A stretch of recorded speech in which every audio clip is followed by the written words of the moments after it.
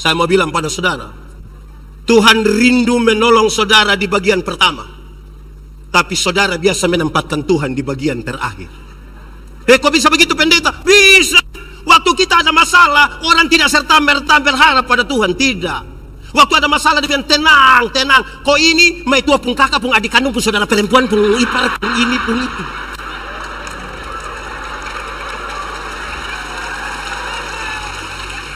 Nanti yang itu tidak bisa semua, baru dia pun nama itu kondisi di mana seperti di lembah kekelaman. Itu kondisi orang Kupang bilang seperti di buku bambu. Setelah dia kena buku bambu baru dia bilang, Tuhan tolong. Pas Tuhan datang tolong, dia marah Tuhan lagi. Kenapa datang terlambat Tuhan? Padahal Tuhan mau tolong dia di bagian, tapi dia taruh Tuhan di bagian. Tuhan datang tolong, dia masih marah Tuhan lagi, bilang kenapa datang? Jemaat, air minum itu penting kok tidak? Tapi kalau kasih di anak yang tidak haus air, dia akan pegang itu air dan dia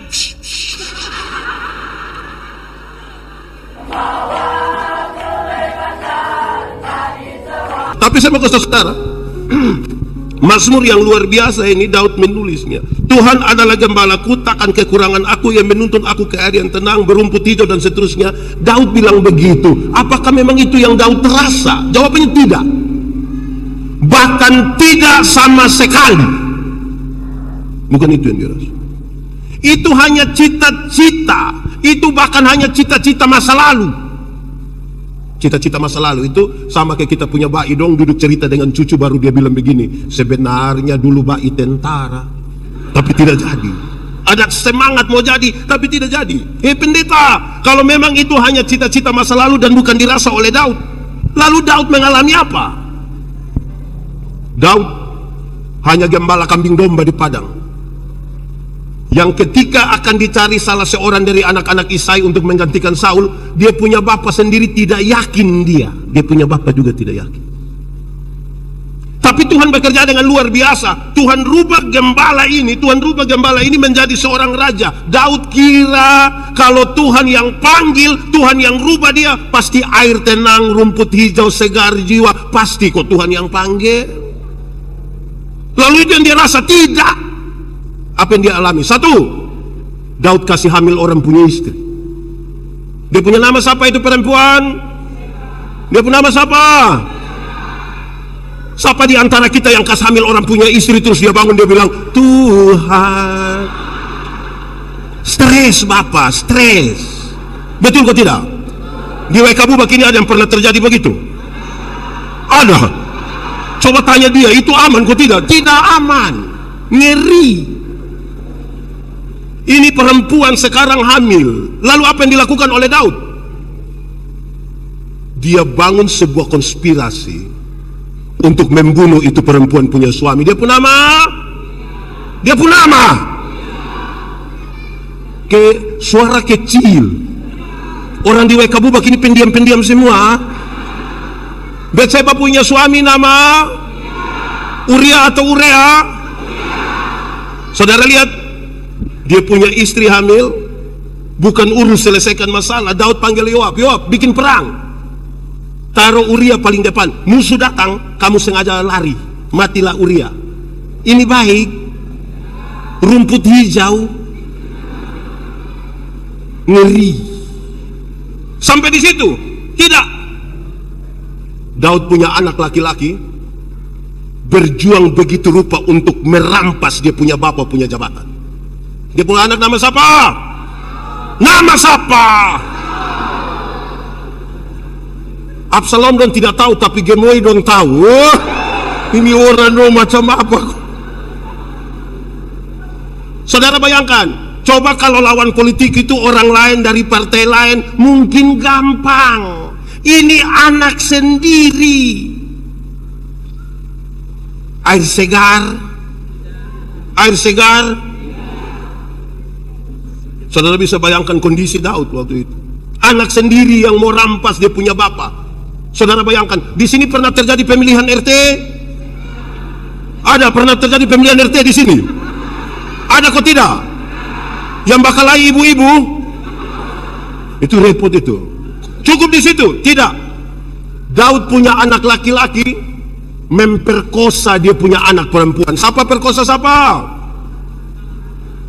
Bisu sudah, bisu. Siapa perkosa siapa? Siapa perkosa siapa? Dalam rangka Paskah tolong buat cerdas cermat Alkitab.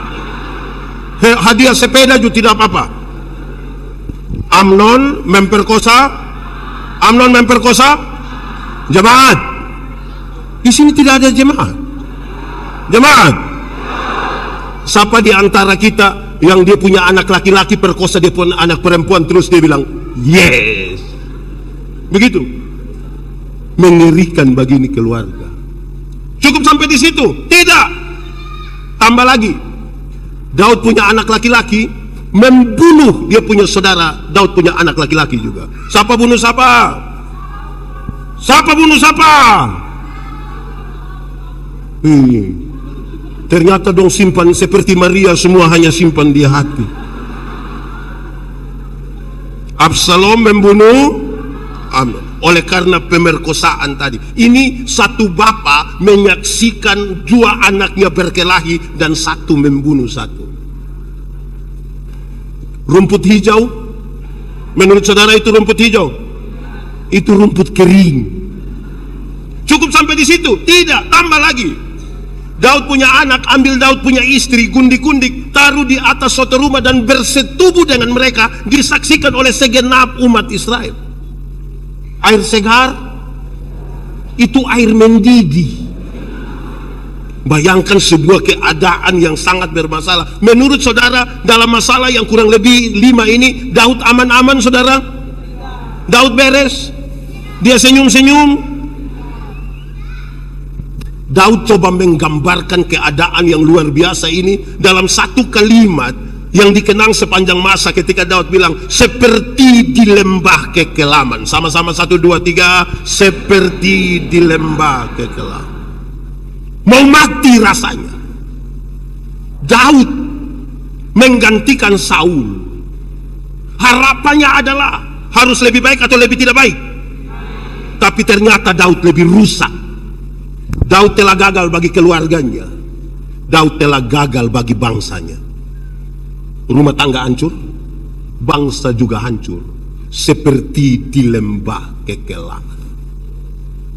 Dalam kondisi yang rusak parah inilah Daud melarikan diri dari Tuhan. Dalam pelariannya itulah dia mendengar ada tongkat yang mengikutinya. Dan dia sadar, ini bunyi tongkat Tuhan. Ada gada yang mengikutinya dan dia tahu ini gada Tuhan.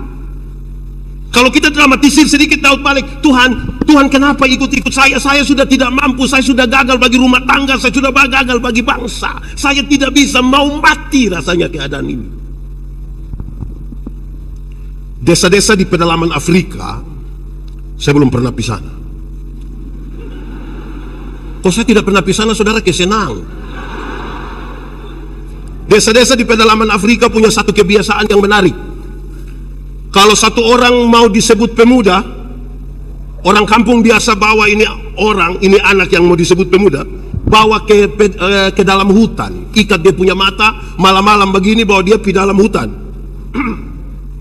Kasih tinggal dia di hutan. Satu malam, kalau besok pagi ini anak bisa keluar dengan selamat, baru boleh disebut pemuda. Kasih tinggal di hutan satu malam, bisa keluar besok, baru dia bisa disebut. Saya bayangkan kalau itu terjadi di NTT, di Sumba, saya yakin kita tidak jadi pemuda. Itu kita sampai remaja kita sudah, kita mati sudah. Adalah satu anak, sudah harus disebut pemuda. Orang kampung ikat dia punya mata, bawa masuk di dalam hutan Afrika. Kasih duduk dia di satu pohon besar, di bawah pohon besar itu, hari kira-kira jam 7 malam begini, nongkas tengah dia di situ. Lalu orang kampung keluar, kasih tinggal dia sendiri di hutan itu. Setelah orang-orang kampung sudah keluar semua, dia coba buka dia punya kain yang ikat dia punya mata. Dia buka, dia lihat, gelap, lapar. dingin. Tapi itu belum seberapa. Karena yang lebih dari itu, saudara-saudara, ini di tengah hutan Afrika. Pak, ada binatang kok tidak? Pasti ada. Saya bayangkan pasti ada nyamuk. Hutan besar begitu tidak ada nyamuk. Ada kok tidak? Kecoa, ulat, ular, buaya, singa, harimau, baingau, banyak. Ini anak ketakutan. Laparnya itu tidak seberapa dibanding dengan ketakutan. Dia duduk diam-diam. Dia harap-harap cemas kapan matahari pagi bisa muncul supaya dia keluar, walaupun dia tidak pasti. Kenapa? Siapa tahu pas matahari pagi muncul begini, pas dia mau keluar tiba-tiba singa bilang, dia takut.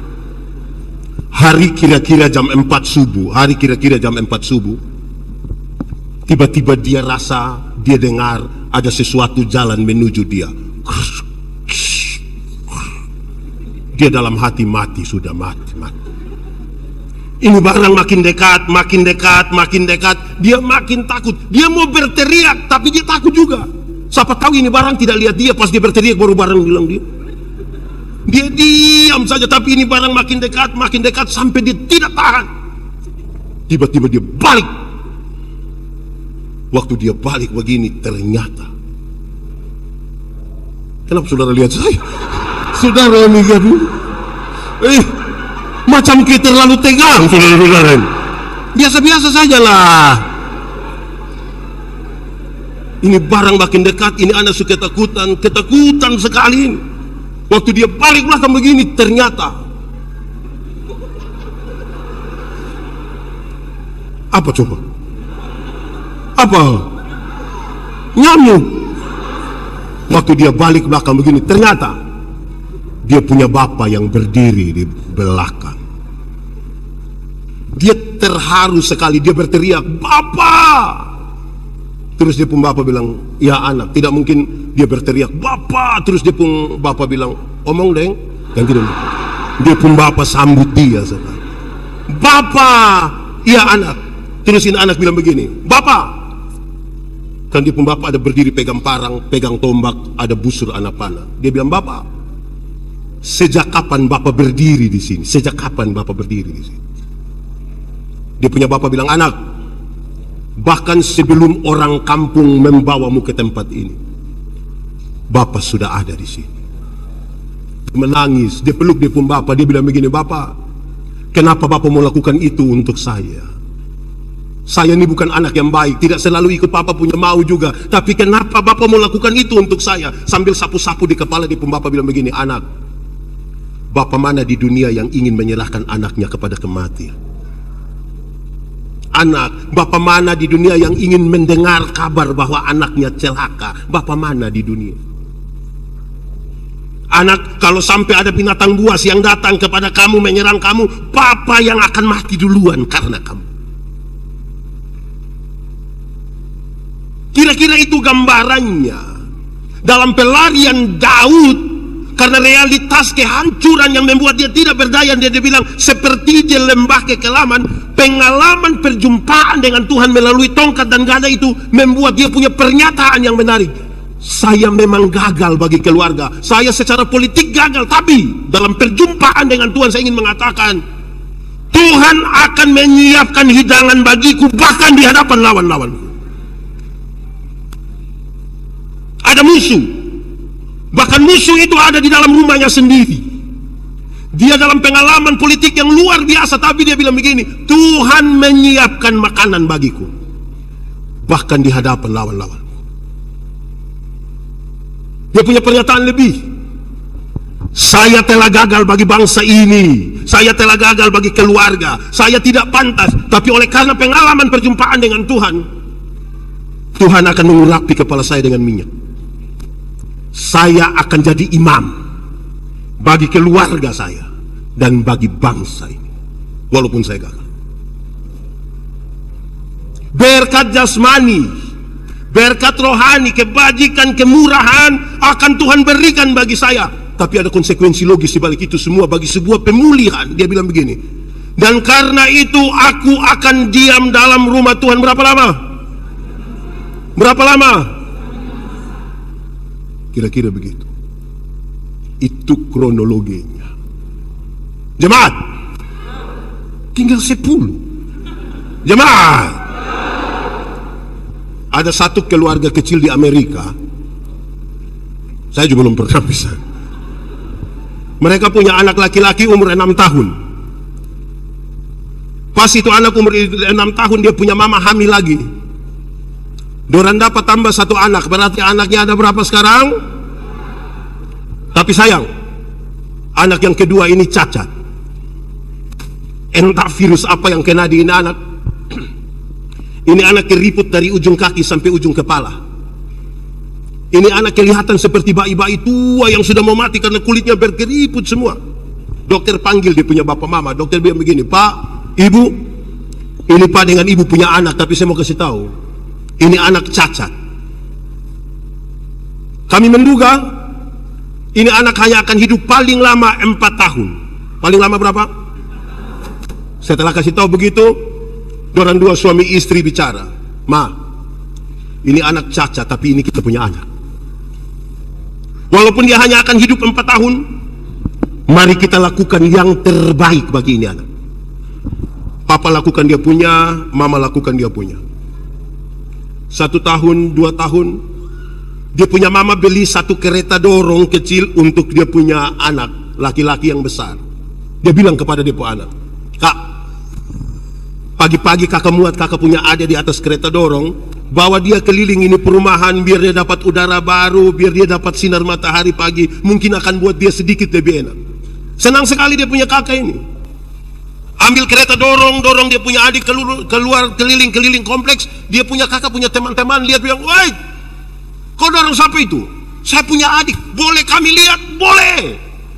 Larilah dia punya teman-teman, pas mereka mau lihat mereka kaget, "Aduh, ini yang kau punya adik?" "Iya." "Benar yang kau punya adik?" "Iya." "Kenapa dia jelek begini? Kenapa dia keriput seperti orang tua? Kenapa? Rupa-rupanya pernyataan dari dia punya teman melukai dia punya kakak. Lalu ketika dia punya kakak terluka, apa yang dia buat? Dia bawa ini anak ke pinggir kali kering, sungai kering. Di Amerika itu juga ada sungai kering.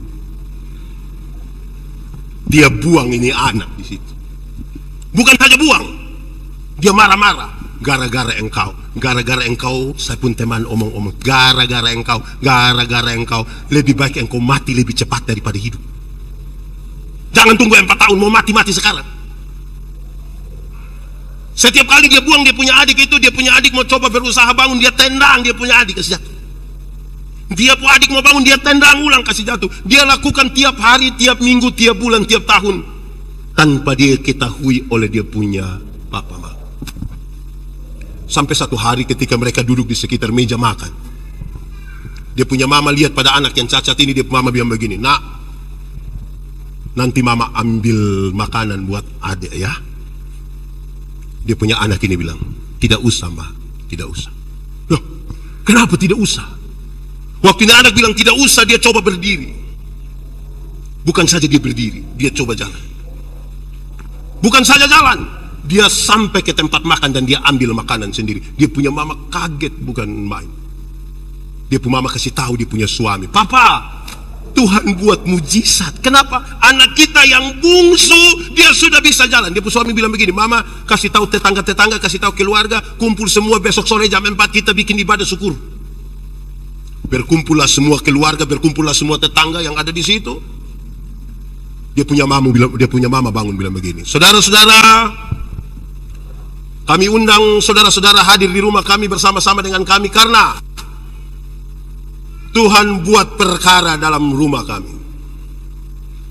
Anak kami yang bungsu, yang cacat, yang menurut dokter dia hanya akan hidup kurang lebih 4 tahun. Sekarang Tuhan buat mujizat, dia bisa berdiri, dia bisa jalan. Tuhan sangat luar biasa." Setelah kalimat-kalimat itu dia punya mama tambah kalimat ini, dengar baik-baik.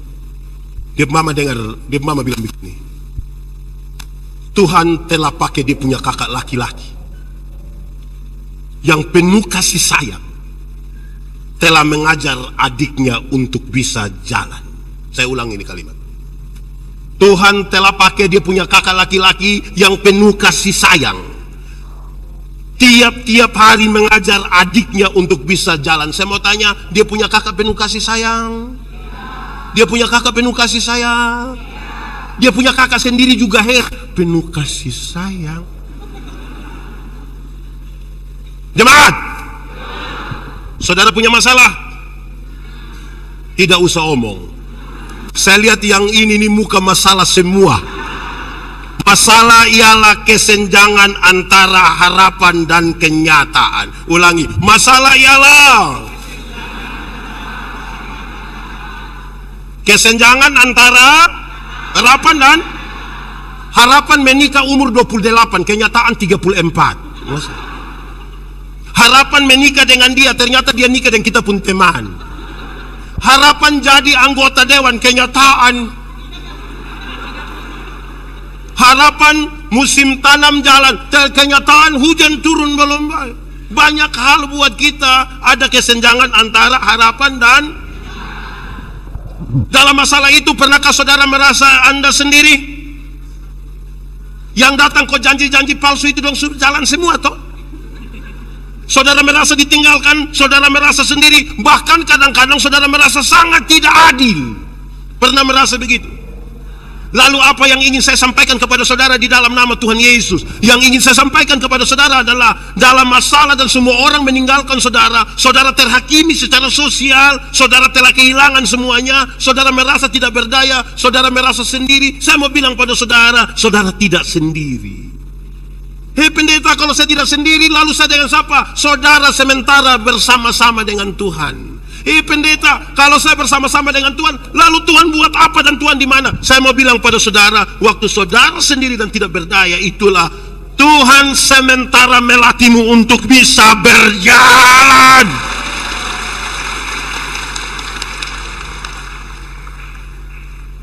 Saya kira lagu ini serius. Seperti burung nasang. Saudara tidak tahu? Tahu kok tidak? Nah kenapa suruh saya solo? Seperti burung nasang, apa? Melatih anaknya untuk bisa apa? Terbang tinggi. Sesekali dia lepaskan, tapi takkan pernah dibiarkan. Apa? Tahu ini lagu? Kalau tahu pulang baru menyanyi. Ini ada khotbah. Tunggu dulu. Jangan. Jemaat, hafal ini kalimat. Soal bukan soal. Cara menangani soal yang biasanya jadi soal. Sama-sama 1, 2, 3. Soal bukan soal. Cara menangani soal yang biasanya jadi anak muda. Di sini nenek-nenek semua. Anak muda. Putus cinta itu soal ke tidak? Dia akan tambah soal kalau kamu tambah baygon 1 gelas, itu tambah soal. Cara menangani soal yang biasanya jadi soal. Soal bukan soal. Mari kita telusuri dulu kisah ini. Kenapa Daud jatuh? Kenapa dia kemudian lemah? 1, Daud menjadi jatuh oleh karena ring 1, oleh karena orang-orang yang ada di sekitarnya, oleh karena keluarganya sendiri. Jatuh. Terlalu percaya orang yang di sekitar. Saudara pernah kecewa? Hafal baik-baik, ikut yang saya bilang. Kecewa ialah karena terlalu berharap kepada manusia. Ulang, kecewa ialah karena terlalu berharap kepada manusia. Ulang sendiri 1, 2, 3. Kecewa ialah. Kenapa? Karena terlalu berharap. Kasih tahu kawan di sebelah 1, 2, 3. Kecewa ialah karena terlalu. Jemaat, kalau saudara terlalu berharap pada manusia, saudara akan berjumpa dengan satu kata yang dia pun nama kece. Kalau kece saja tidak apa-apa, tapi kalau tambah wah itu yang apa-apa. Banyak orang akan lari meninggalkan kita. Yang datang kok kasih tahu kita bilang, Bapak, tenang, tenang. Di kampung 100% akan lari, akan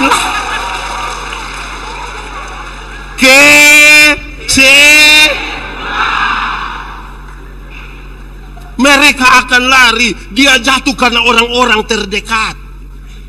Saudara tahu, banyak pejabat jatuh bukan karena siapa-siapa, orang dekat. Yang RT dia punya suami tapi suruh panggil dia Mama RT. Nah itu yang bikin jatuh. Itu yang bikin jatuh. Ini Ibu RT, aduh, nanti bikin.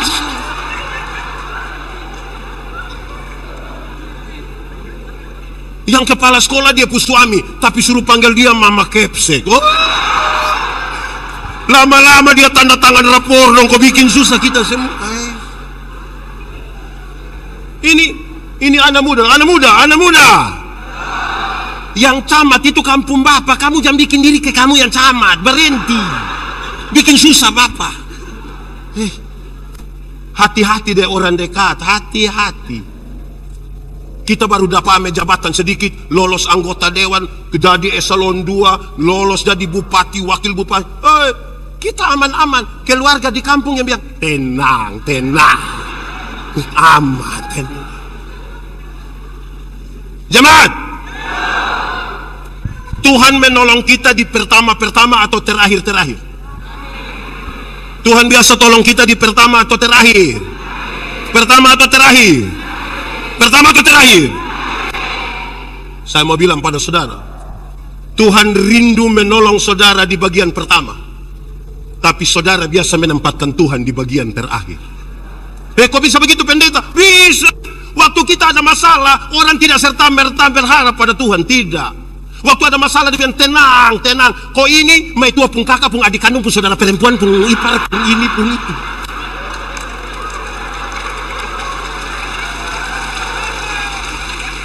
Nanti yang itu tidak bisa semua, baru dia pun nama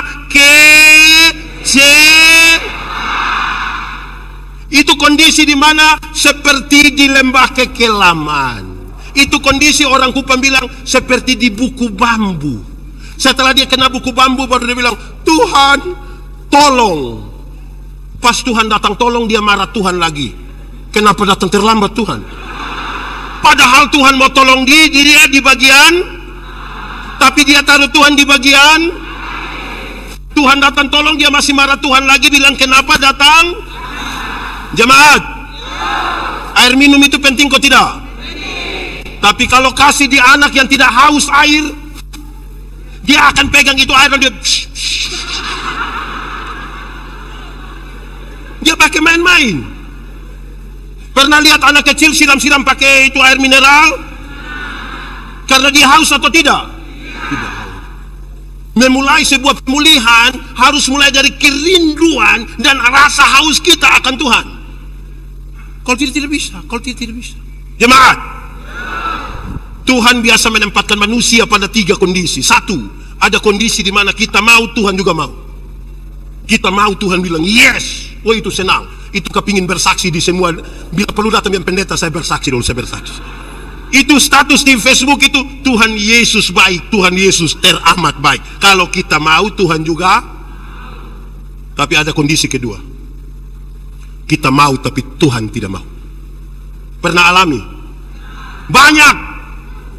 Kita mau ini tapi Tuhan tidak mau. Lantas apa yang kita rasakan? Bahkan kita berhenti berdoa. Beberapa orang berhenti berdoa dan dia bilang, kita doa sama. Itu bapak tua di sebelah saya tidak pernah doa, tapi tiap hari ganti oto, Grab, membanding. Itu kondisi kedua. Ada kondisi ketiga, saudara, kondisi di mana Tuhan mau tapi kita yang tidak mau. Pernah alami Tuhan mau sesuatu tapi kita tidak mau? Contoh, misalnya kita ada marah seseorang. Saudara ada marah seseorang kok tidak? Dia ada di sini. Coba lihat dia, coba lihat. Kenapa lebih banyak lihat saya? Saudara marah. Kalau kita marah seseorang, kita benci dia, terus Tuhan bilang begini, ade, ampuni dia, ampuni dia. Tuhan mau toh kita ampuni. Tapi hati kita masih sakit toh. Dia datang, ame ini logistik dong, semua berpikir dia hilang, dia terima bendera lain, kan kita hati sakit. Bagaimana sekarang kita mau mengampuni dia, kita bilang Tuhan, saya mau ampuni, tapi kalau ingat dia, ya toh? Akhirnya kita tidak bisa mengampuni. Jemaat, mengampuni itu satu paket dengan pendamaian. Pengampunan dan pendamaian itu satu paket. Ada orang mau mengampuni tapi tidak mau berdamai. Ada yang mau berdamai tapi tidak mau mengampuni. Yang mau mengampuni tapi tidak mau berdamai itu dia biasa bilang begini, pendeta, untuk marah saya tidak marah, untuk marah saya tidak marah. Dia mau datang juga silakan, rumah tak buka silakan. Tapi untuk saya yang pergi ke dia, maaf. Pernah alami itu? Pernah? Itu mau mengampuni tapi tidak mau Ada yang kedua terbalik dari itu, mau berdamai tapi tidak mau mengampuni. Yang mau berdamai tapi tidak mau mengampuni itu kan biasa anak kecil dong. Anak kecil ini main kelereng dong, bertengkar, berkelahi, dia punya bapak tapi dam. Ayo damai. Nah kita kalau berdamai ini kan biasa jabat tangan toh. Cium, ini yang kau saudara. Besok yang kau susah bukan kelereng yang bantu, saudara yang bantu, ayo cium. Itu dia punya cara cium itu. Kelihatan berdamai tapi hati tidak mengampuni. Jadi kita urai dulu pertama. Yang buat kita jengkel, yang buat kita lemah, yang buat kita jatuh paling banyak orang yang ada di sekitar kita. Istri. Wih, ini istri punya semangat. Kata-kata yang kuat dan membangkitkan itu mesti datang dari istri. Amin. Ada satu keluarga dorang datang di saya, pendeta, kami mau cerai. Saya bilang kenapa? Hidup sudah tidak cocok, tidak bisa. Cerai. Tiap hari kita baku pukul bapak. Begitu. Bapak mau kita baku bunuh? Jangan juga. Oke, saya tanya dulu. Kamu sudah nikah berapa lama? 10 tahun bapak. Bagus. Anak berapa? 4. Tiap hari kamu bakal lagi? Iya bapak. Saya bilang, saya heran dengan kamu dua. Saya heran kamu dua ini. Heran apa bapak? Yang kamu bakal lagi tiap hari anak 4. Yang kamu bakal lagi tiap hari anak 4. Apalagi kalau kamu dua sayang. Itu satu TPS kamu punya anak semua. Jadi jangan kata-kata kita hanya melihat dari yang buruk. Orang dekat itu dia memberi support yang kuat untuk bangkit lagi. Bagaya. Ada satu ibu, karena tiap hari bakal lain dia punya suami toh. Terus dia bilang begini, kira-kira bisa dapat ramuan di mana kok perbaiki hubungan suami istri ini Terus dia bilang, dekat hutan itu ada satu guru bijaksana, lebih baik mama pergi sana, nanti dia ada kasih tahu. Waktu sampai dia bilang, Bapak guru, ada ramuan kok tidak? Ramuan untuk apa ibu? Kami punya rumah tangga yang tiap hari bertengkar, tiap hari berkelahi, mau mati kita. Tapi untuk kepentingan rumah tangga, saya mau supaya perbaiki. Oke, baik. Mama, bisa tapi dia pembahan ini agak susah. Kecuali kalau mama jamin mama bisa dapat. Oh apa? Ini ramuan terdiri dari 3 helai kumis harimau. Mama bisa dapat? Dia bilang, Bapak guru, untuk keluarga punya baik, saya siap. Dia pi hutan bawa daging. Harimau lari datang, dia bangun lari, dia keseng. Tiap hari makin dekat, sampai satu waktu harimau datang ambil daging di dia punya tangan dan sambil sapu-sapu di kepala dia bilang, harimau, permisi kok saya cabut ame kumis 3. Terus harimau bilang, cepat. Dia cabut ame kumis 3, dia lari menuju Bapak guru. Dia bilang, Bapak guru, saya sudah dapat kumis harimau 3. Betul. Iya, itu betul kumis harimau. Betul. Coba ibu cerita. Dia cerita bagaimana susahnya dia dapat kumis harimau. Setelah dia sudah cerita habis, Bapak guru bilang, coba kasih. Bapak guru terima ame ini kumis harimau. Bapak guru kucak-kucak begini, buang di dalam api. Dia marah sekali. Bapak guru kenapa buat begitu? Saya susah payah cari ini kok Bapak gampang saja bakar. Ini guru bijaksana bilang, Ibu, Saya terlalu heran dengan ibu. Harimau yang begitu jahat saja ibu bisa pelan-pelan angkat ambil dia punya kumis 3. Sementara untuk mau cari tahu suami pun baik, ibu datang tanya di saya. Lebih baik ibu kawin dengan harimau. Yang paling tahu kekuatan dari orang-orang itu, ini ibu-ibu dong, ini ibu-ibu dong ini. Tuhan pakai ibu-ibu dong ini untuk bikin suami yang lemah tuh kuat. Jadi orang-orang paling dekat itu bisa menentukan ini jatuh atau bangun. Amin kok? Kedua, kenapa Daud jatuh? Daud jatuh hanya karena mengisi waktu luang yang rumit. Daud itu waktu masih jadi gembala kambing domba di padang, tiap hari dia jarang tidur, harus perhatikan ini kambing domba dari serangan, ini barang-barang dong, binatang-binatang, berjaga-jaga. Tapi setelah jadi raja dan bisa tidur, orang lain perang, Daud tidur di rumah Bapak. Tidur-tidur begini, bangun tidur, dia angkat muka dari atas tingkat, dilihat ada orang punya istri mandi, dia bilang, siapa tuh? Jadi masalah kan? Jemaat, ada 3 hal rumit dalam hidup ini. 1, menjaga rahasia. Sama-sama 1, 2, 3. Jaga rahasia itu susah. Saya bisa bilang, kita dua sama Bapak ya, kita dua ya. Tapi satu lain kita bilang, kita dan kita saja, kita dan kita. Lama-lama satu WK bubak tahu. Yang kedua, mengampuni. Mengampuni itu susah. Tapi yang ketiga dalam kaitan dengan ini adalah mengisi waktu luang. Sama-sama 1, 2, 3. Jemaat, kalau belum bisa tidur 30 menit malam-malam, saudara bikin apa? Kalau belum bisa tidur 30 menit malam-malam, saudara bikin apa? Berdoa. Jemaat, dosa itu tidak terjadi serta-merta. Dosa itu dibuahi dalam pikiran dan perasaan. Yang malam-malam saudara belum bisa tidur itu, belum bisa tidur, kalau saudara lihat-lihat loteng, lihat-lihat begini, lihat-lihat, terus tiba-tiba dia bilang, saya ada ide. Terus dia bangun, dia bikin status.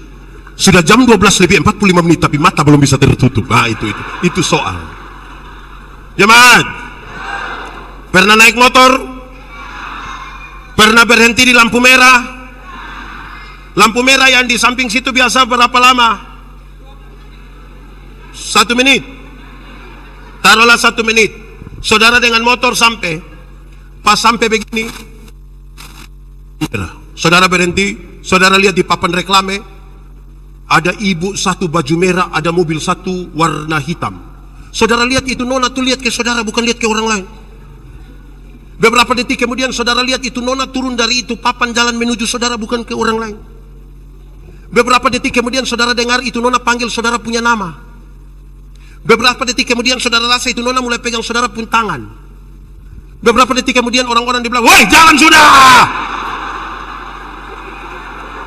Tanganga.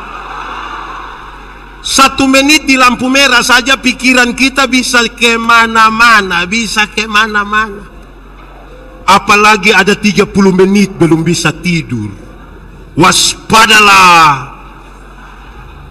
Kejahatan timbul bukan saja karena ada niat pelaku, tapi juga karena ada.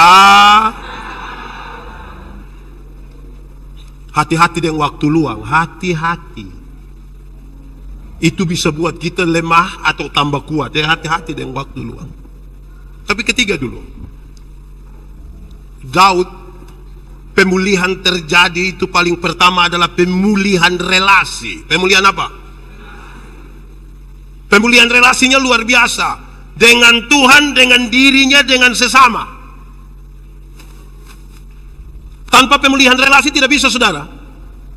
Saudara tidak akan menyelesaikan sesuatu tanpa pemulihan relasi. Berdamailah dengan dirimu. Berdamailah dengan Tuhan. Berdamailah dengan sesamamu dulu. Saudara, bangsa Israel ketika mengalami pembuangan ke Babel itu ada 3 persoalan besar yang mereka alami. 1,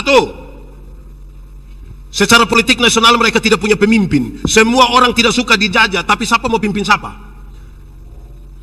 Kedua, secara ekonomi mereka rusak parah. Kenapa? Karena mereka hanya bekerja sebagai budak.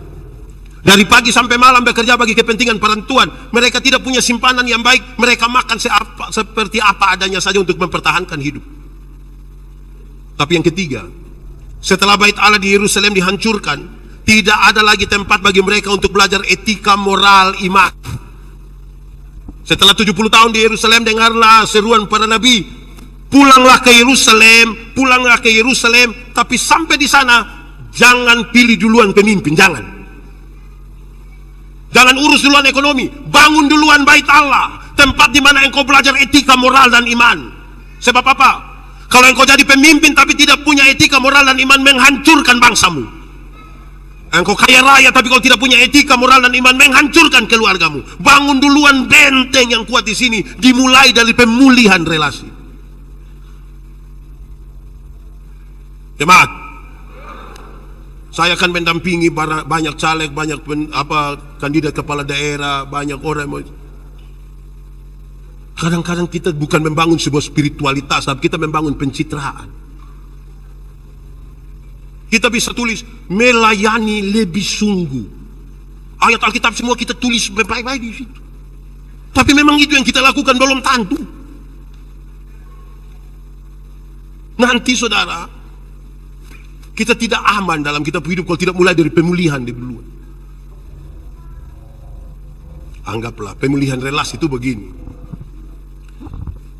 Kalau orang mau memulihkan relasi dengan sesama, dia harus tahu, sadar diri duluan bahwa di dia ada andil, di dia ada masalah. Contoh, pendeta Yandi dan pendeta Theo, kami dua bertengkar, berkelahi. Terus kami dua ketemu di jalan. Waktu kami dua ketemu di jalan, terus saya dalam hati, kok dia siapa? Terus pendeta Theo juga, kok lu siapa? Menurut saudara kami dua bisa berdamai, kok tidak? Tapi kalau waktu kami dua ketemu di jalan, saya bilang begini, kira-kira saya salah apa pendeta Theo tidak bicara dengan saya? Terus pendeta Theo bilang, kira-kira saya salah apa pendeta Yandi tidak bicara dengan saya? Kira-kira kami dua bisa berdamai, kok tidak? Dimulai dari kita merasa diri salah. Biasanya yang bikin kita tidak pernah damai-damai itu karena semua orang rasa diri benar. Di WK Bubak ada, di GKS WK Bubak ada, dia majelis atau jemaat, majelis. Mulai dari rasa diri kita salah. Biasanya kita mulai dengan orang lain yang salah. Nah itu yang repot itu. Itu yang repot. Itu ketiga, pemulihan. Keempat, saya bilang pada saudara, aku akan tinggal dalam rumah Tuhan. Ini konsekuensi. 1, 2, 3. Aku akan tinggal dalam rumah Tuhan. Tinggal dalam rumah Tuhan itu tidak sama dengan pergi gereja terus. Aktif di semua kegiatan pelayanan, dari Senin sampai Minggu aktif terus. Tinggal dalam rumah Tuhan bukan begitu. Tinggal dalam rumah Tuhan itu berarti tunduk kepada apa yang menjadi perintah Tuhan. Banyak orang punya aktivitas rohani tapi tidak tinggal dan tunduk pada perintah Tuhan. Contoh, kalau saudara biasa makan di rumah jam 6:30, di Saipul rumah makan 6:30. Kira-kira kalau saudara pergi ke Saipul rumah, saya ikut saudara 6:30 atau saudara ikut saya 7:30? Saya ikut saudara yang 7:30 atau ikut yang 7:30? Banyak orang datang ke rumah Tuhan tapi dengan aturan dia punya 6:30. Tinggal dalam rumah Tuhan itu ikut dia pun mau. Dia bilang apa itu yang kita ikut? Aku mau berdiam dalam rumah Tuhan, tunduk kepada perintahnya. Jadi tidak sekedar masuk. Banyak yang masuk tapi belum tentu tunduk. Tapi saya mau kasih tahu lebih dari itu. Supaya jangan ada bilang, Pak Pendeta kalau begitu tidak masuk, tidak apa-apa. Harus masuk. Jemaat, kenapa KPI ini malam saya lihat ibu-ibu, mama-mama lebih banyak dari bapak-bapak? Ini mama janda semua atau tidak?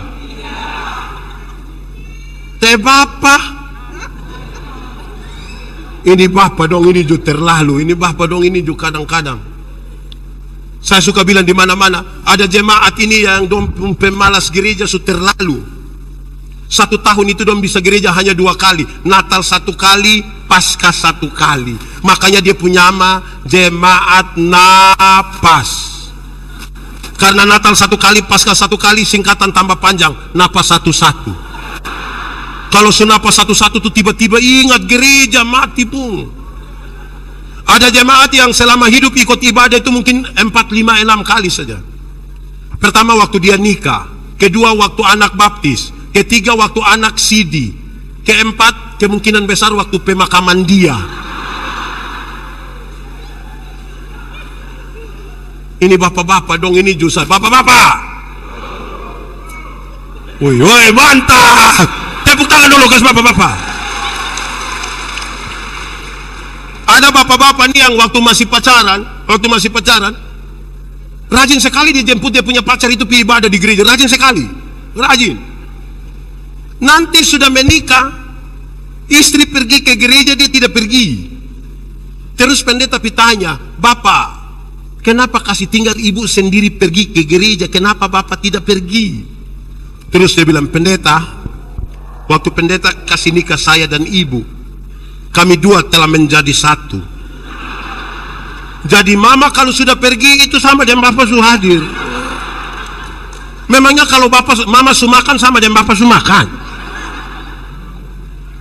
Ini ibu-ibu juga satu, ini ibu-ibu dong juga satu. Ibu-ibu, ini ibu-ibu dong, ini style cantik-cantik datang gereja jalan sendiri. Terus pendeta bilang, "Ibu, suami?" Terus dia bilang, "Tahu sendiri, tahu sendiri. Sudah tahu suami begini, kenapa kawin dengan dia?" Aneh-aneh saja. Hei, anak muda, nona muda, kamu jangan terlalu yakin dan terlalu percaya kamu punya les yang ini. Jangan terlalu percaya, jangan terlalu dia punya les. Jangan. Besok bukan 1 les, semua kosong. Ini semua kosong. Jangan yakin. Nona, kamu sudah ada pacar kok belum? Belum. Saya kasihan dengan kamu. Nona, ajak kamu punyong itu ikut ibadah. Ajak kamu punyong ikut ibadah. Ibadah pemuda. Kasih tahu dia, nyong, kakak, umbu, ibadah. Kalau dia tidak mau, ibadah. Kalau dia tidak mau kasih tahu, nanti kalau dia tidak mau kasih tahu dia, ada kue. Saya kasih tahu. Makin dekat seseorang laki-laki dengan Tuhan, makin dekat dengan orang yang dia kasihi. Bagaya. Makin dekat seorang suami dengan Tuhan, makin dekat dia dengan istrinya. Makin dekat seorang istri dengan Tuhan, makin dekat dia dengan suaminya. Makin dekat orang tua dengan Tuhan, makin dekat dia dengan anak-anaknya. Makin dekat anak-anak dengan Tuhan, makin dekat dia dengan orang tuanya. Jadi suruh pergi ibadah. Saya kadang-kadang sebagai pendeta, saya pendeta jemaat juga, saya heran. Ini jemaat dong, ini menarik sekali. Kalau ada ibadah syukur, orang undang kita ini ibadah syukur. Ini menarik ini, kita pergi. Sampai sana, waktu ibadah, orang sedikit. Ulang. Kita pergi ibadah, waktu ibadah, orang sedih. Pas makan. Aduh. Maaf ya. Pas makan, banyak kok sedikit. Don dari mana? Muncul. Di WK Bubak ada juga. Betul. Awas loh. Kadang-kadang dorang punya rumah ini di samping tempat ibadah syukur, tapi dorang tidak pergi. Istri ajak dia pusat bilang, "Papa, mari sudah." Terus dia bilang, "Masih ibadah." Betul. Di WK Bubak ada. Dia faham apa?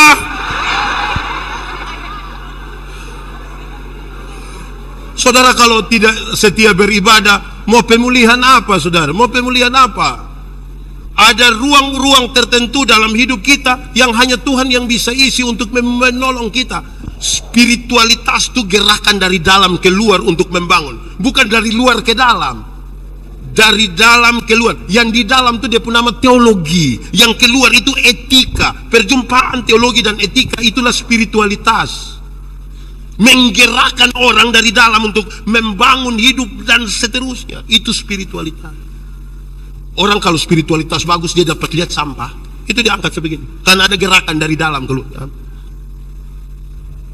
Tapi kalau spiritualitasnya tidak bagus karena tidak diasah, dapat lihat sampah, dia kasih tahu dia pun kawan, pas saya mau ambil lu foto.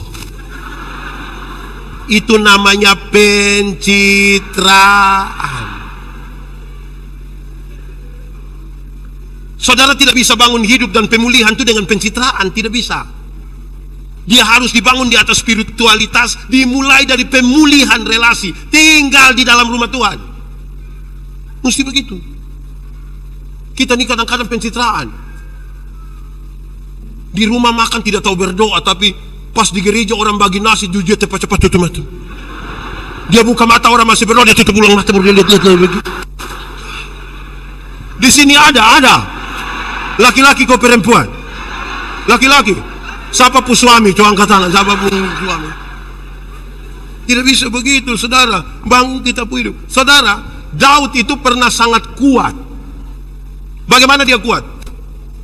Daud itu menjadi kuat sekali ketika dia lama di padang belantara sebenarnya. Waktu tahu bahwa dia akan berhadapan dengan Goliat. Dengar, Goliat mewakili kelompok orang yang posturnya bagus dan punya fasilitas yang lengkap.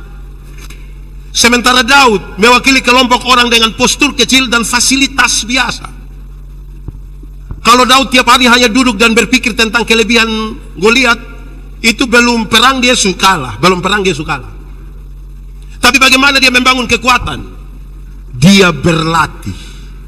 Dia berlatih begitu rupa, saudara-saudara. Berlatih begitu rupa sampai dalam keyakinan dia bilang begini, lawan satu orang tinggi besar dengan perlengkapan perang yang sangat banyak, itu sangat baik itu. Saya cukup datang bawa batu 5, cukup. Dia sudah punya keyakinan diri, cukup. Bahkan dia kasih naik sedikit dia pun kapasitas. Bahkan dengan batu yang seadanya, saya berlari baru lempar pun mati. Setelah dia membangun dia punya keyakinan itu, dia ketemu Goliat, dia bilang, Goliat, hari ini Tuhan akan menyerahkan kamu ke dalam. Goliat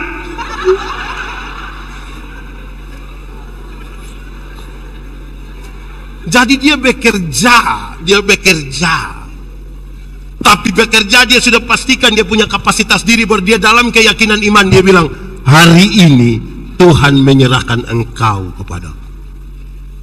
Bagian dia kerjakan, bagian Tuhan dia persilahkan.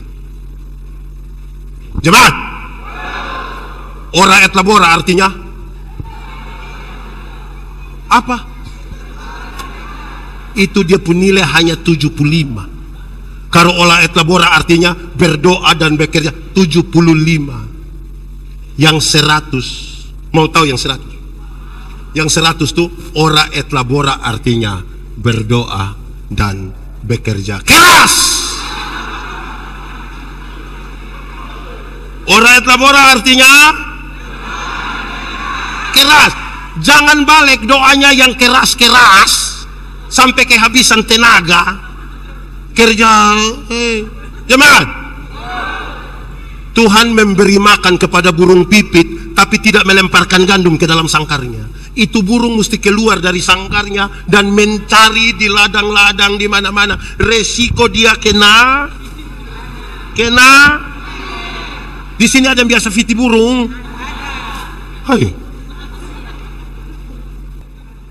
Jemaat, orang kalau dia hanya berdoa tanpa bekerja, dia hanya berharap pada mujizat. Mujizat itu ada, tapi saya tidak sarankan saudara berharap pada mujizat. Iblis bilang begini, Yesus, kalau engkau anak Allah, rubah batu ini jadi roti supaya engkau makan. Tuhan Yesus tidak rubah bukan karena dia tidak bisa. Dia bisa kok tidak? Tapi dia tidak rubah oleh karena dua alasan. Satu, dia tidak mau ikut perintah iblis.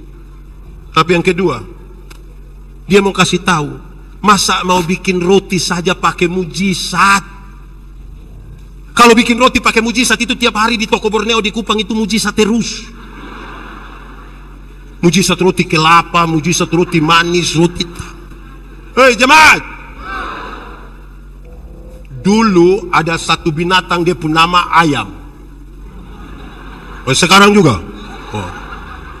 Ayam dulu itu hanya dibedakan atas ayam jantan dan ayam. Tapi tiba-tiba muncul ayam potong. Akhirnya itu ayam yang hanya ayam berubah menjadi ayam kampung. Karena sudah ada ayam potong. Akhirnya buat manusia jadi bingung. Apakah ini ayam potong yang di kampung atau ayam kampung yang dipotong? Gitu juga jadi. Tapi perbedaannya jelas. Perbedaannya jelas. Ada yang pelihara ayam kampung? Ada? Ada yang pelihara 2 ekor? Yang lebih dari 5 ada? Kasih 1 dulu. Ayam kampung kita pelihara setengah tahun, itu ayam masih kecil juga, tapi dia punya daging enak kok tidak? Kalau betina bertelur kok tidak? Dijual mahal kok tidak? Karena itu ayam mengerti proses. Beda dengan ayam potong toh. Ayam potong itu kita baru pelihara 1 bulan saja mata sebesar begini. Itu kalau lihat pakai kaca pembesar. Kalau lihat langsung juga dia punya mata. Tapi itu ayam mama dong pulang dari pasar ikat salah di motor, itu ayam pun kaki patah. Anak-anak dong gas motor di samping kandang, besok itu ayam mati. Karena ayam tidak mengerti proses. Untuk menata kehidupan kembali itu berproses. Sama-sama 1, 2, 3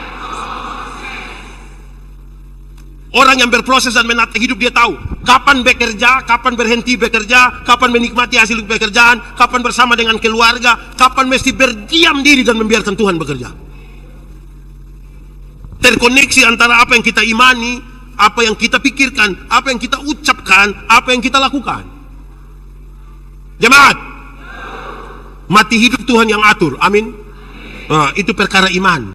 Yang iman dia kasih tahu di otak, yo. Lu tahu kok tidak? Tidak tahu. Kasih tahu dulu. Otak. Mati hidup Tuhan yang atur. Oh, iya. Jadi otak engkau tolong kasih tahu kaki supaya kalau ada trek lari kencang ikut muka kaki, jangan lompat ke tengah jalan. Jelas toh? Ada masa depan dalam tangan Tuhan. Amin. Tuhan menyiapkan masa depan untuk kita pu anak dong. Amin. Tapi yang antar ini anak dong pi sekolah ini bukan Tuhan yang antar. Siapa yang antar?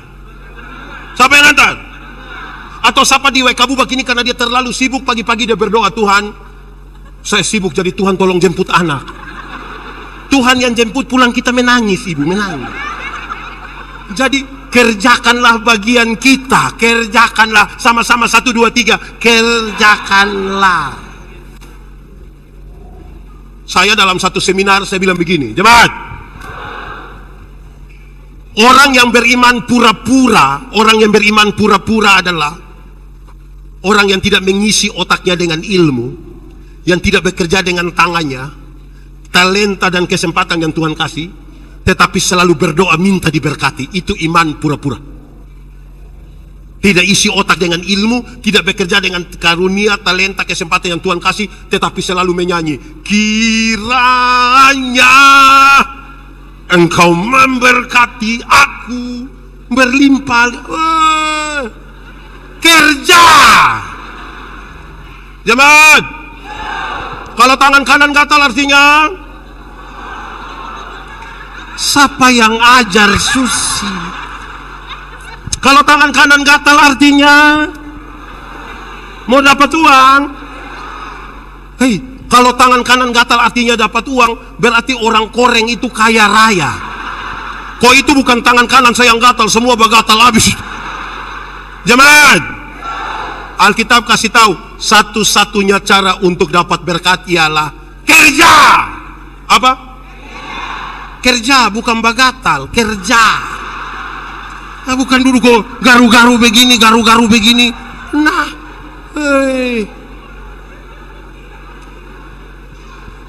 kerja. Jemaat, pada akhirnya kalau kita memahami teks ini, pemulihan itu kemudian dia bukan kata-kata, dia sebuah tindakan. Saya melayani di Alor, di rumah pelayan, tempat ada pendeta, itu papa mama saksi saya waktu saya nikah. Ada burung beo. Ini burung beo ini terlalu jinak sampai tidak perlu disangkar, tidak perlu diikat lagi, lepas kita duduk-duduk jalan-jalan begini. Yang menarik itu adalah setiap hari Minggu. Kalau hari Minggu bunyi lonceng 3 untuk mulai ibadah, teng teng teng. Pendeta berani terlambat omong, itu burung yang langsung bilang, pertolongan kita ialah di dalam. Teng teng teng, pertolongan kita. Karena itu terjadi beberapa kali. Kemudian saya pikir begini, betul. Kalau hanya omong, burung beo juga bisa. Sama-sama, 1, 2, 3. Kalau hanya omong, burung beo juga. Coba sendiri, 1, 2, 3. Kalau hanya omong, burung beo. Kasih tahu kawan di sebelah, 1, 2, 3. Kalau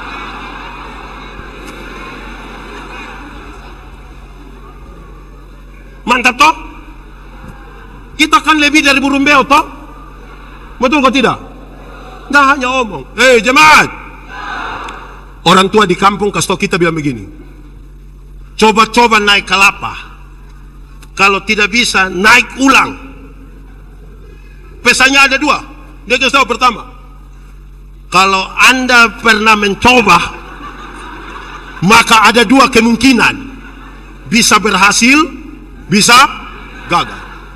Tapi kalau Anda tidak pernah mencoba, hanya 1 kepastian, yaitu apa? Gagal. Coba. Itu pesan pertama. Pesan kedua saya pakai contoh. Ada satu politisi, dia 3 kali ikut ini, mau apa lagi? Bukan caleg lagi, lain lagi. No, sedikit caleg. Dia ikut calon bupati 3 kali. 3 kali itu dia tidak jadi semua. Jadi saya bilang begini, Om, itu uang yang pakai untuk calon bupati itu 3 kali gagal. Kalau masih ada, tidak usah ikut lagi. Buka kios supaya masuk 200, 300, 200 lebih. Dia jawab saya, yang saya juga heran. Dia bilang, pendeta, saya mau kasih tahu, orang kalau tidak pernah pancing itu yang pikiran macam ke Pak Pendeta. Kok kenapa? Pendeta, kita kalau suka pancing ikan, kita pergi ini hari, duduk dari sore sampai besok pagi, tidak dapat apa-apa, besok kita datang kembali. Bagi orang yang tidak tahu itu, dia bilang, Bapak, kalau mau makan ikan cukup bawa 100 pi pasar langsung. Ya itu karena orang tidak paham filosofi. Saya duduk pikir-pikir, betul juga. Masuk itu harus dengan hati yang kuat. Kedua, dia bilang begini, pendeta suruh saya berhenti. Saya mau tanya pendeta, petani pernah gagal panen kok tidak? Petani pernah gagal tanam kok tidak? Dia bilang, coba pendeta cari itu petani, tanya dorang. Apakah ada petani yang bilang, pendeta, karena hari ini, tahun ini, kali ini saya gagal tanam, saya gagal panen, maka saya berhenti jadi petani, saya berhenti. Kalau semua petani berpikir begitu, pendeta juga ikut mati. Saya juga pikir betul, dia gagal tapi tidak lagi berhenti, dia mau maju. Amin kok. Saya melayani di Sabu 5 tahun. Ketemu satu koster, dia pun nama Amaju. Amaju punya 1 istri dan 5 orang anak. Satu hari saya tanya dia di muka istri dan anak-anaknya, saya bilang, Ama, iris tuak itu susah kok tidak? Susah kok tidak? Dia bilang, susah Bapak. Coba Ama gambarkan dia pun susah. Dia bilang, Bapak, kita naik pohon tuak itu jam 2 pagi, turun jam 7 pagi. Karena pohon banyak, kita tidak bisa naik dari satu pohon turun kembali dari itu pohon, berpindah ke pohon sebelah, buang waktu, buang tenaga. Jadi kita langsung sambung, itu pohon punya daun, langkah ke sebelah, resiko jatuh, pisaunya tajam sekali, kadang-kadang melukai kita punya tangan, kita punya jari, belum lagi kalau ada tokek di atas. Terus saya bilang dia, Ama sudah tahu iris tuak susah begitu, siapa suruh Ama mau iris tuak? Dia lihat kepada dia punya istri dan 5 orang anak, dia bilang begini, Dia hanya bilang, Terus dia sambung, nanti dorang makan apa? Nanti dorang makan apa? Berdasarkan itu pernyataan saya mengerti, kalau Amaju naik pohon tuak jam 2 pagi, turun jam 7 pagi, resiko jatuh atau terluka, dia melakukan itu bukan sekedar sebuah kewajiban, tapi apa? Tanggung jawab. Dia melakukan bukan apa? Tapi apa? Tapi apa? Orang kalau menata hidup dibangun di atas pemulihan dan tanggung jawab. Orang yang hanya kewajiban, majelis yang hanya tahu kewajiban, dia bilang, kok yang penting kok pokoknya, yang penting kok pokoknya. Itu kewajiban. Tanggung jawab itu kelasnya di atas itu. Amin kok. Saudara, bekerja, bergereja itu bukan selera. Contoh, saudara mungkin tidak suka pakai warna putih, tapi hari ini kan saudara panitia mesti pakai baju putih toh. Saudara bukan pakai baju putih karena selera, tapi kenapa? Tanggung jawab. Mungkin kan saudara tidak suka baju putih dan tidak mau, tidak bisa. Bergereja juga tanggung jawab bukan selera. Saudara datang di sini, menyanyi dari NKB, PKJ, KJ, apa lagi? Pokoknya yang itu. Itu bukan karena saudara punya selera, tapi kenapa? Banyak orang hari ini bikin gereja seperti rumah makan, pakai selera. Gereja bukan selera, tanggung jawab. Sama-sama 1, 2, 3. Tanggung jawab. Jangan bergaya. Kita nih kadang-kadang mau ikut selera sah. Jangan begitu, tanggung jawab. Orang yang bertanggung jawab itu kelasnya di atas ini apa? Kewajiban. Karena majelis separuh ini kan dia bilang, sedikit hari lagi sudah habis. Puji Tuhan. Yes. Baik habis majelis, mau kalau habis terus. Tuhan kasih kita kesempatan ini. Ini jemaat Donju 1. Tadi kan bercerita di mobil, saya bilang ini jemaat Donju 1. Saya tidak tahu GKS pun metode mekanisme pemilihan majelis toh, tapi di Gemit, di beberapa gereja yang saya layani, aduh jemaat pun cara pilih majelis, orang bilang begini, pilih dia karena dia yang ada oto, supaya kalau pas ada acara kan tinggal pinjam dia foto. Bayangkan orang pemalas begitu, tanggal ada oto juga kita pilih dia. Akhirnya dengan bangga sekali dia bilang, sebenarnya saya tidak mau, tapi habis semua saya bilang, di GKS juga gitu. Tidak wih terlalu mantap. Sedikit lagi dunia kiamat di sini. Bagus itu. Jadi melayani dalam tanggung jawab, membangun sesuatu. Saudara, proses itu penting. Proses itu pemulihan, tanggung jawab. Yang ketiga, keputusan. 1, 2, 3. Kesedihan itu pilihan. Semua orang bisa sedih, tapi memilih untuk tidak sedih lagi itu pilihan. Mau menangis terus atau move on sudah. Saya kasih contoh. Pernah putus cinta? Terus-terus? Jemaat. Orang kalau putus cinta dan dia tidak segera move on, dia bisa sakit hati dari tamat SMA sampai mati. Karena nanti itu nyongka stay foto dan dia pun tanta kita yang tersinggung. Nanti kita capture itu foto, lingkar merah di itu tanta pun kepala, anak panah merah di dia punya mata. Kita messenger dia baru tanya, itu siapa itu? Harus ambil keputusan. Satu hari seorang manusia ambil keputusan antara 300 sampai 1.500 kali keputusan. Berapa? 300 sampai. Itu semua punya konsekuensi ke masa depan. Contoh, bangun tidur, mau langsung turun dari tempat tidur atau mau tarik tambah selimut, itu keputusan. Bangun tidur, mau berdoa dulu atau foto, itu juga keputusan. Itu semua punya konsekuensi ke masa depan. Jemaat, kenapa pendeta Yandi berkhotbah hari ini di sini? Karena saya pernah ambil keputusan kira-kira 29 tahun lalu untuk sekolah teologi, makanya saya ada di sini. Kenapa saudara punya istri itu, suami istri yang itu, suami yang itu, istri yang itu? Karena saudara pernah ambil keputusan toh? Tidak mungkin saudara bilang, pendeta, saya benar-benar tidak tahu. Saya tidur begini, bangun dia langsung di sebelah. Kan tidak begitu. keputusan. Saudara kalau tidak ambil keputusan, jemaat, yang paling banyak kena tabrak di jalan raya itu bukan orang buta, tapi orang yang ragu-ragu ambil keputusan. Orang buta sekali dia pasang tongkat begini dia jalan, kita yang silih dia. Kita yang pura-pura buta itu yang begini mati. Keputusan. Kalau pemulihan habis itu harus keputusan. Jemaat, makan super mie gampang, masak super mie gampang kok susah? Gampang kok susah? Cepat atau lama? Teorinya cepat. Kalau tidak segera ambil keputusan dia jadi lama. Kalau saya bilang saya punya istri, mama, saya mau makan super mie. Terus ibu pi dapur 2-3 menit dia datang tanya, papa, mie goreng kok mie kuah? Terus saya bilang, mie kuah sayang, mie kuah. Ibu pi belakang 2-3 menit dia datang tanya, kuah banyak atau sedikit? Kuah banyak, kuah banyak. Dia pi belakang 2-3 menit dia datang tanya lagi, pakai sayur atau tidak? Mama taruh sayur saja, taruh. Dia pi belakang 2-3 menit dia datang tanya lagi, pakai telur atau tidak? Taruh saja sayang. Dia pi belakang 2-3 menit dia datang tanya, pakai lombok atau tidak? Lama-lama kita tidak makan. Kita hanya bertanya-bertanya, sahabat, tanya-bertanya.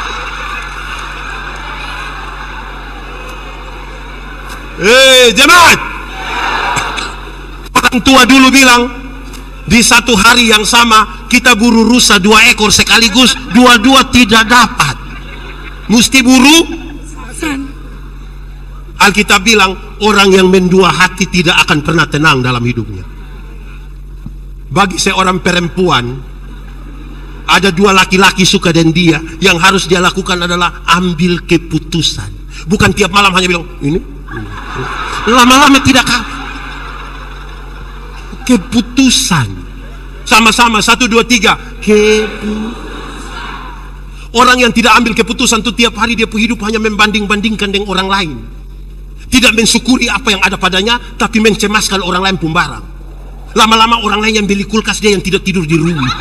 Dia yang kedinginan. Lama-lama dia beku. Orang lain yang beli motor, dia yang tidak tidur, dia suruh dia istri, mama pitanya dulu, kenapa dong kredit kok cash kok.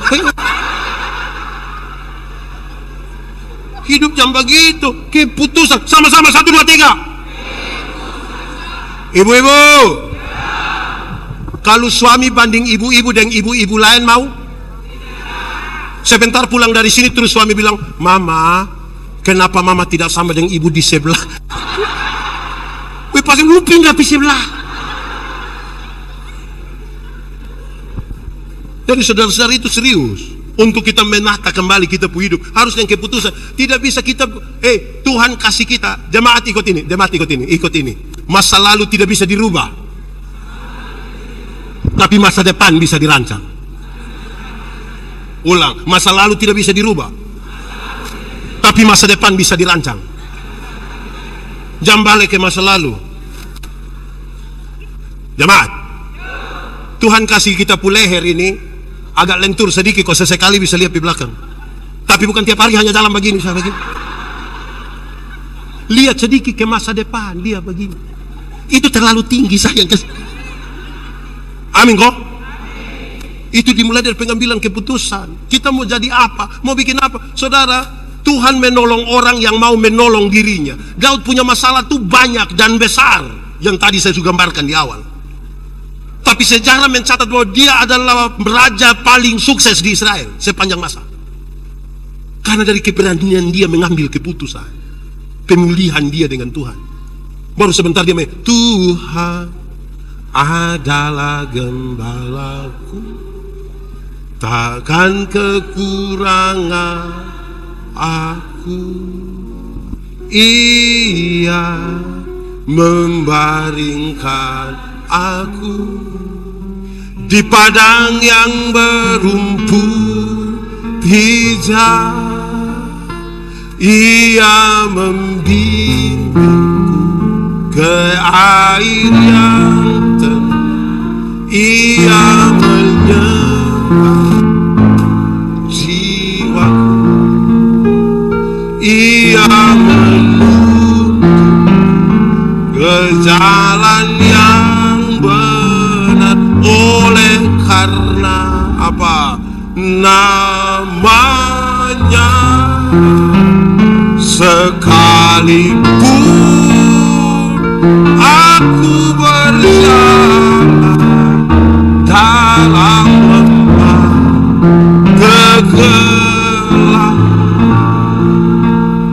Yang paling terakhir, untuk menata kembali kehidupan, setelah kita ambil keputusan, harus juga kita bangun dengan sama-sama bersyukur. 1, 2, 3. Lebih kuat, 1, 2, 3.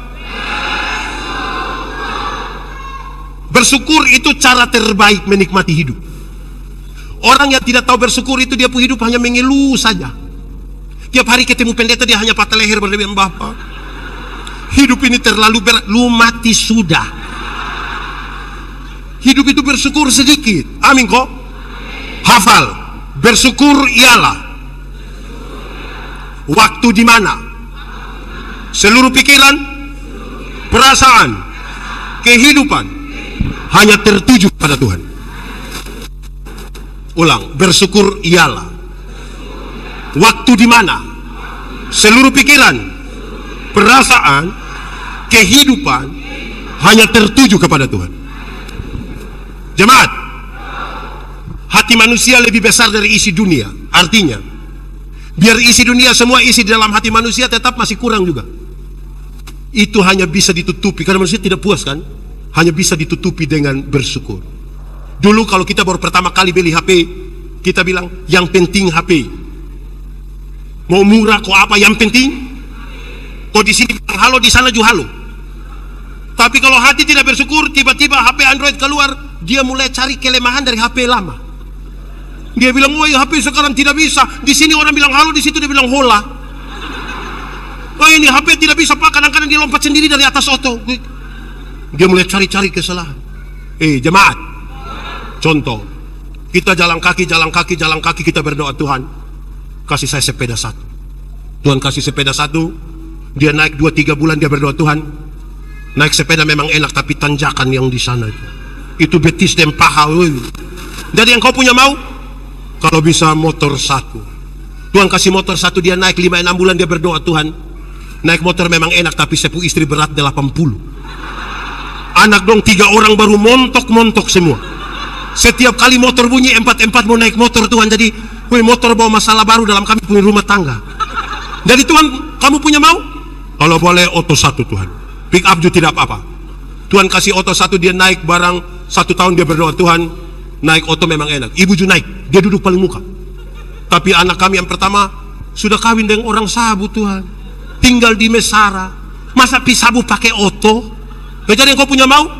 Kapal feri 1. Tuhan kasih kapal feri 1, dia pergi ke Sabu, lihat cucu, anak mantu, pulang dia doa ulang, Tuhan naik feri memang sampai Sabu, tapi laut Sabu. Jadi yang kau punya mau? Helikopter 1 itu. Saudara, sikap kita terhadap berkat lebih penting dari berkat-berkat yang Tuhan kasih. Mata yang hanya melihat pada berkat dan tidak melihat pada sumber berkat tidak akan pernah bahagia. Dia tiap hari hanya patah leher.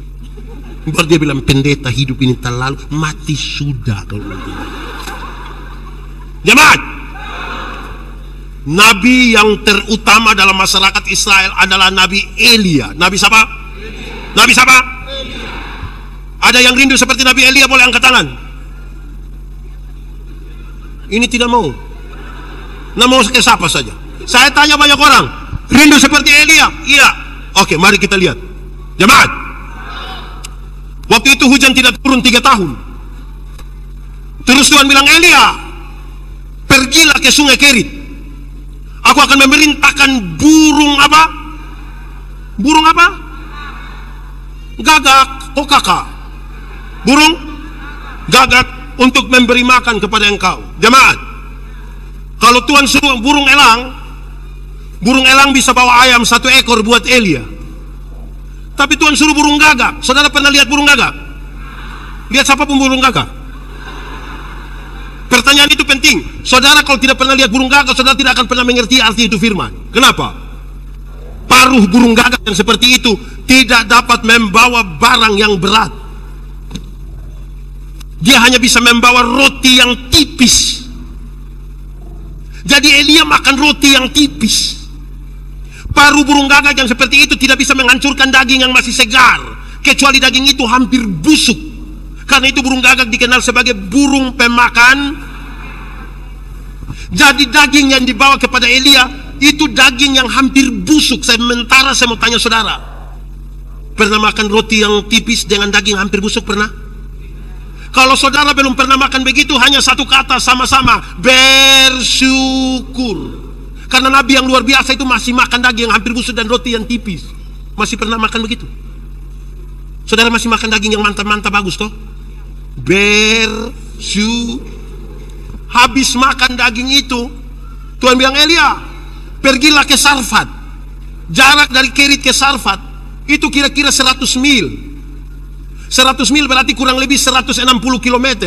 160 km dari Wekabubak itu kemana kalau ke arah timur? Kemana?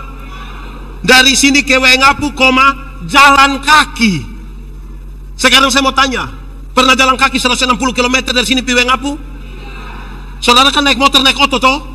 Hanya satu kata sama-sama, bersyukur. Jalan kaki 160 km sejauh itu, cari siapa? Cari siapa? Janda miskin atau kaya? Miskin atau kaya? Coba kalau janda muda baru kaya, jangankan Elia, saya juga mau. Ini janda miskin baru tua. Tapi dia pergi. Iya toh? Ketemu janda miskin itu, dia bilang begini, Ibu punya minyak, ibu punya tepung, berikanlah kepada saya. Ini ibu bilang, Tuhan, kalau saya berikan ini tepung dan minyak, habis saya berikan pada Tuhan, saya mati. Elia bilang, ibu kasih dulu. Setelah dia terima, dia bicara dalam pengertian iman yang luar biasa. Dia bilang begini, Ibu, hujan mau turun 1 tahun lagi, 3 tahun lagi, atau 10 tahun lagi, itu bukan urusan saya. Tapi yang saya mau kasih tahu kepada ibu adalah, penyertaan Tuhan sempurna atasmu sampai kapan hujan itu turun ke bumi. Penyertaan Tuhan sempurna sampai hujan itu turun ke bumi. Itu iman dari orang yang bersyukur. Saudara jangan takut pada pemulihan. Tuhan pasti akan menolong saudara. Amin. Dalam konteks bersyukur itulah sekarang saya mau katakan tentang iman terakhir ya. Saya kira sudah terakhir, padahal masih ada satu terakhir. Iman. Kita mulai.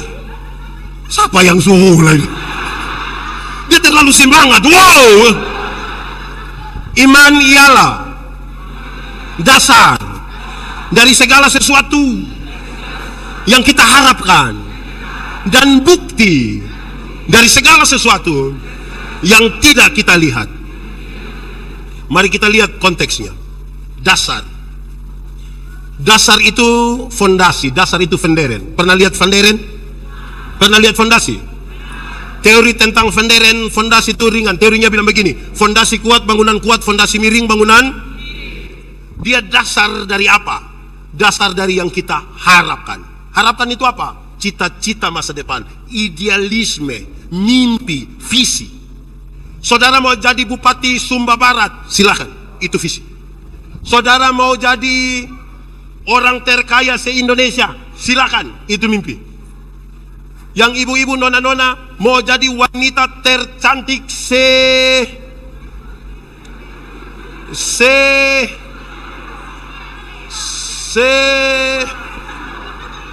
kampung sawah, silakan. Tetapi yang menjadi soal adalah saudara bangun itu di atas dasar apa? Karena orang tidak beriman pun kepingin jadi bupati, kepingin jadi orang terkaya, kepingin menjadi wanita tercantik kampung. Pintar. Dasar kita apa, itu yang membedakan. Yang kedua, bukti. Bukti dari apa? Yang kita lihat atau tidak lihat? Bagaimana saya menjelaskannya? Dengar. Arsitek. Tahu arsitek? Di sini ada arsitek. Dia ada ikut ibadah. Mana? Woi kawan. Mantap. Arsitek. Waktu dia mau gambar satu bangunan, dia taruh dulu di depung kepala, taruh dulu di depung otak. Pintu di mana, jendela di mana, tangga di mana, ada berapa lantai, bla bla bla. Dia taruh di sini. Kelihatan atau tidak kelihatan? Kelihatan atau tidak kelihatan? Dari yang tidak kelihatan di sini, dia gambar di satu kertas. Mulai kelihatan? Setelah dia gambar itu kertas, dia mulai bekerja. Kelihatanlah ini bangunan GKS Pusat Waikabubak. Setelah bangunan ini jadi, kan manusia sekarang lihat bangunan baru kan semua pi foto toh. Separuh begini. Semua foto. Iya toh? Saya mau tanya, jemaat. Yang foto-foto di muka gedung itu, dia tahu titik-titik terkuat dari ini bangunan? Dia tahu cakar ayamnya di mana, kekuatannya di mana? Siapa yang paling tahu ini bangunan pun kekuatan? Itu dia. Itu iman. Percaya pada sesuatu yang tidak kelihatan tapi dirancang. Amin. Iman itu membedakan orang. Ada oto jalan dari sini pi Waingapu tabalik, tinggal 2 orang yang selamat. Yang orang beriman untung bilang begini, untung Tuhan saya selamat. Yang beriman bilang apa? Untung. Yang tidak beriman akan bilang, untung tadi saya lompat cepat-cepat. Bisa tuh. Karena itu saudara-saudara, ini orang beriman semua harus berani. Tuhan mengaturnya bagiku.